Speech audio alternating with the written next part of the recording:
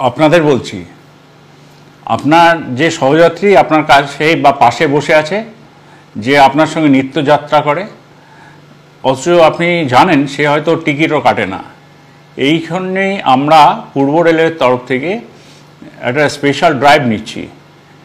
এই যে সহযাত্রীরা টিকিট কাটছেন না, আপনার সহযাত্রীরা, তাদেরকে একটু বলে রেখে দিন যে কোনো দিন যে কোনো মুহূর্তে, যেমন ধরুন তালদি থেকে আমরা হয়তো চাপবো টিকিট চেকিং স্কোয়াড সন্ধ্যে 6টায় বা 7টার সময়, তখন ধরা পড়লে কিন্তু সমাজে মান ইজ্জত একদম ধুয়ে যাবে, খারাপ লাগবে সবারই।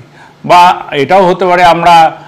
যারা হাওড়া ডিভিশনের যাত্রী তাদের কথাও বলছি, তাদের জন্য আমরা হয়তো আরামবাগে চাপলাম, মানে এমন একটা লোকেশনে চাপবো যেখানে হয়তো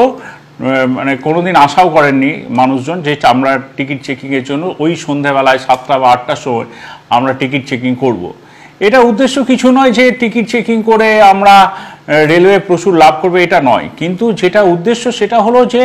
আপনার সহযাত্রীকে একটু বুঝিয়ে দেওয়া যে মানুষের উপকারের জন্য রেল এই কাউন্টারগুলো করেছে, ইউটিএস সিস্টেম করেছে যাতে সহজে টিকিটটা কাটতে পারে। আর বাসের থেকে রেলের ভাড়া অনেক কম, টিকিটটা যদি নিয়ে নেয় হাতে তাহলে তো অনেক সুবিধা, এই সামাজিক অসম্মানটা তো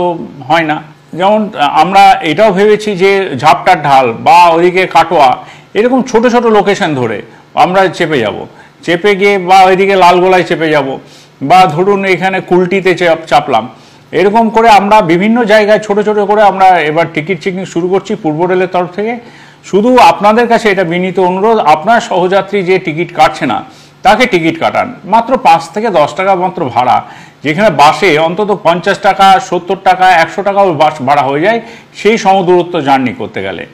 আবারও বলছি, রেলের কোনো উদ্দেশ্য নেই যে টিকিট চেকিংয়ের থেকে আর্নিংস বাড়ানো, রেলের একটাই উদ্দেশ্য যে সব মানুষই টিকিট কেটে চলুন